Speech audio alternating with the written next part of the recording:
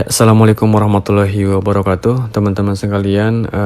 Semoga kabarnya baik-baik saja dan semoga sehat selalu dan semoga Allah terus menjaga kita semua dari wabah yang sedang menyerang negara kita dan dunia. Dan di sini saya akan coba bahas mengenai sedikit patofisiologi singkat dan sederhana dan asuhan keperawatannya sampai ke masalah keperawatan yang dapat muncul pada pasien dengan COVID-19. Baik teman-teman sekalian, dimulai dari bagaimana virus masuk ke dalam tubuh manusia. Virus masuk atau virus COVID-19 ini dapat masuk ke manusia itu lewat fekal oral, ya. Kemudian bisa juga lewat respiratory droplet. Jadi pada intinya virus COVID-19 sesudah beberapa literatur yang saya baca, dia dapat masuk ke dalam saluran pernapasan kita karena inangnya merupakan sistem respirasi melewati beberapa pintu. Salah satunya adalah pernapasan kita lewat, misalkan ada orang batuk, kemudian batuk dengan kurang dari 1 meter dan tidak ditutup, kemudian misalkan kita ada di depannya, maka itu menjadi salah satu jalur masuknya. Kemudian ataupun bersin ataupun benda-benda yang terdapat virus di situ, kemudian kita tidak sengaja kita pegang atau memang kita pegang, kemudian tangan kita itu kita usap-usap ke area muka kita, baik itu di hidung, baik itu di mulut ataupun di area mata, karena di area mata ada nasofaring lacrimalis yang nanti terhubung dengan sistem pernapasan kita. Teman-teman sekalian, selanjutnya adalah ketika virus tersebut sudah masuk melewati pintu-pintu tersebut, maka virus itu akan masuk ke dalam sistem respirasi kita dan menyerang sistem respirasi kita. Sehingga apa yang terjadi? Dia akan mencari sebuah tempat yang memang nyaman buat dia, yaitu di dalam pernapasan kita ada yang namanya alveolus. Jadi sistem respirasi yang diserang oleh COVID-19 itu adalah alveolus, di mana teman-teman sekalian, alveolus itu terdapat 2 sel pneumosit. Pertama adalah pneumosit tipe 1, yang kedua adalah pneumosit tipe 2. Pneumosit tipe 1 fungsinya adalah sebagai pertukaran gas dan pneumosit tipe 2 fungsinya adalah untuk produksi surfaktan. Pertanyaannya, apa itu surfaktan? Surfaktan ini. Nah, oke, saya lanjutin dulu sebentar. Di virus itu setelah dimasuk di alveolus, dia akan masuk ke dalam sel pneumosit tipe 2 dan sel pneumosit tipe 2 adalah salah satu sel yang berfungsi untuk memproduksi surfaktan.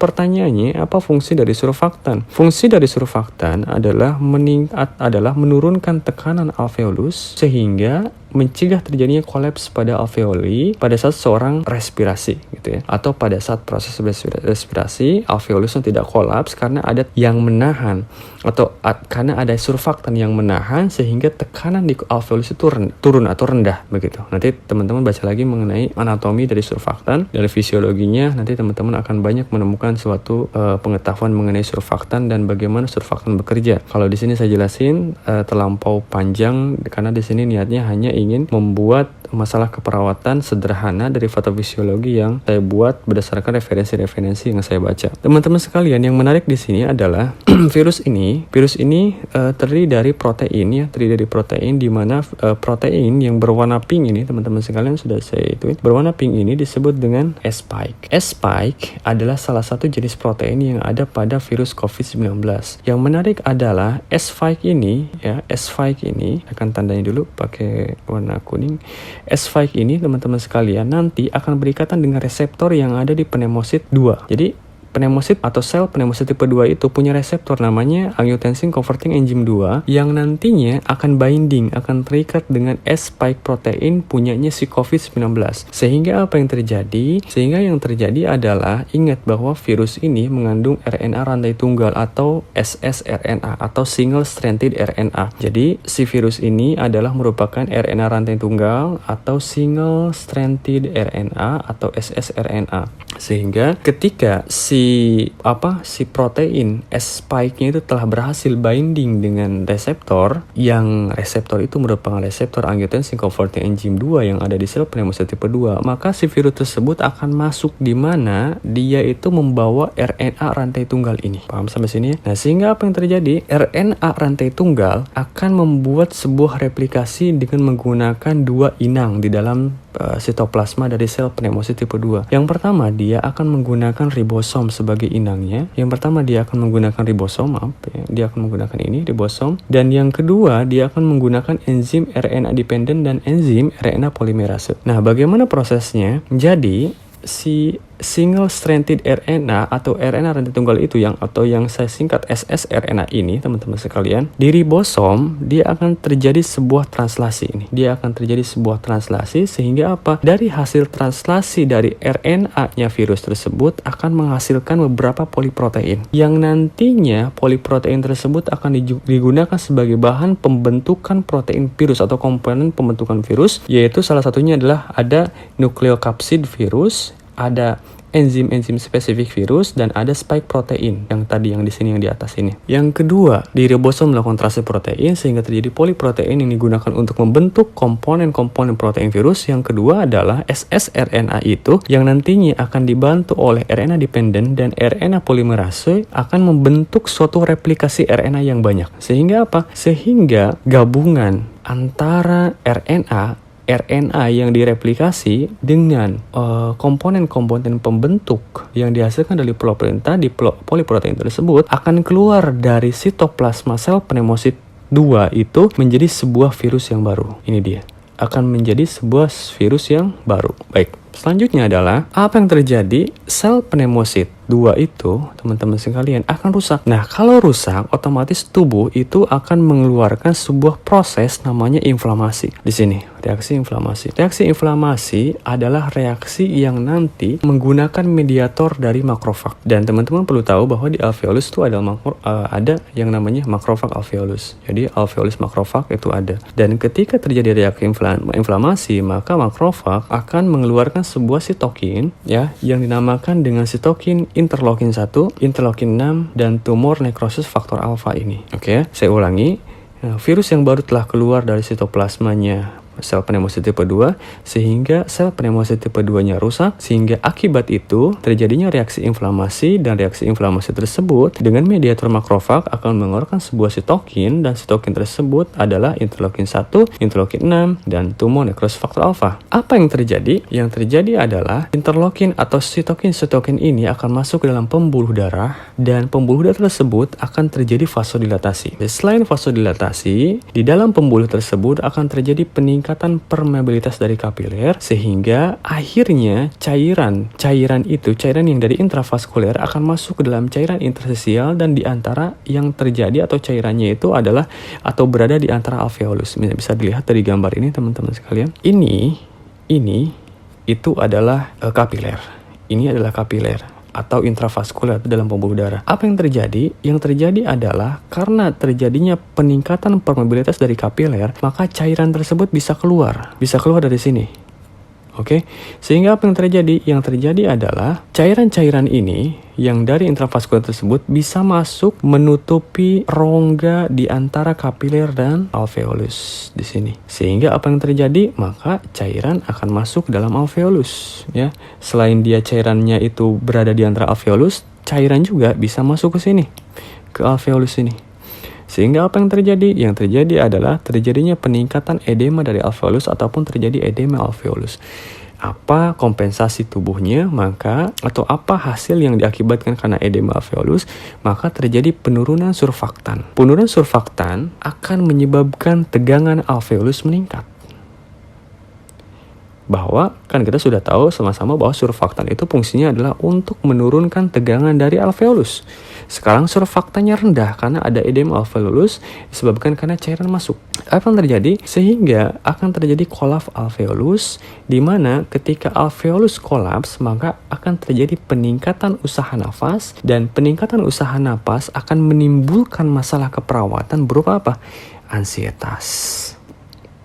Satu, masalah keperawatannya ansietas. Yang kedua, karena usaha napas yang tinggi atau sesak napas, maka pasien akan mengalami keletihan. Berarti masalah keperawatan yang kedua adalah keletihan. Dua, dari keletihan kemungkinan pasien akan mengalami intoleransi aktivitas. Tiga. Oke. Berarti masalah keperawatan pertama ansietas, masalah keperawatan yang kedua keletihan, masalah keperawatan yang ketiga adalah intoleransi aktivitas. Akibat kolaps paru, teman-teman sekalian, akibat kolaps paru maka akan terjadi gangguan pertukaran gas, hambatan pertukaran gas. 4. Hambatan pertukaran gas. Ketika hambatan pertukaran gas terjadi, apa komplikasi yang dihasilkan? Jelas akan terjadi namanya hipoksemia. Ini akan terjadi hipoksemia. Oke ya. Baik, selanjutnya teman-teman sekalian, dari akibat adanya reaksi inflamasi yang tadi, maka selain makrofag yang menghasilkan sitokin, dia juga akan ikut memanggil yang namanya neutrofil. Neutrofil adalah salah satu dari sel darah putih kita, atau sel darah putih yang sifatnya adalah fagositosis, sama halnya kayak makrofag. Nah, neutrofil tersebut akan mengeluarkan sebuah enzim protease yang nantinya akan berfungsi untuk membunuh virusnya itu fungsi utamanya neutrofil itu, ya, akan membunuh virusnya tersebut. Yang terjadi adalah ketika virus tersebut dihancurkan oleh neutrofil, maka pneumosit tipe 1 dan pneumosit tipe 2 itu pun ikut cedera akibat proses penghancuran virus oleh neutrofil itu. Sehingga apa? Sehingga akan terjadi peningkatan cairan di alveolus dan akan terjadi pengendapan protein yang nantinya akan membuat alveolus tersebut terjadi konsolidasi. Oke ya. Nah, dari situ, dari konsolidasi tersebut, maka bisa menyebabkan hipoksemia, atau selanjutnya adalah bisa menyebabkan peningkatan sekret yang nantinya gejala yang ditimbulkan adalah batuk. Oke. Dan masalah keperawatan yang muncul pada saat itu adalah ketidakefektifan bersihan jalan napas karena sekret berlebih. Oke ya. Nah, teman-teman sekalian, yang tadi sebelum saya jelasin, usaha napas ini adalah simptomnya adalah sesak. Oke ya. Sesak dong. Kalau usaha napas tinggi ya sesak. Oke. Makanya salah satu gejala dari COVID adalah sesak. Dan salah satu dari gejala dari COVID juga dia batuk. Oke. Nah, selanjutnya teman-teman sekalian, mediator-mediator tadi yang kayak sitokin kayak interleukin 1, interleukin 6, tumbuhan faktor alfa, nanti dia akan mempengaruhi central nervous system atau sistem saraf pusat tubuh kita.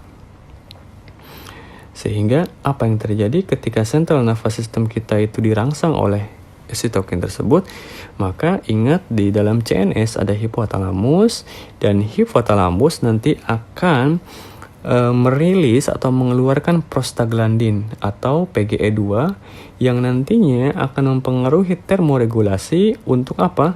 Untuk meningkatkan suhu tubuh, dan pada saat itu akan terjadi sebuah reaksi atau sebuah simptom, yaitu terjadi fever atau demam. Makanya pada pasien dengan COVID-19 itu demam, dan muncullah masalah keperawatan hipertermia.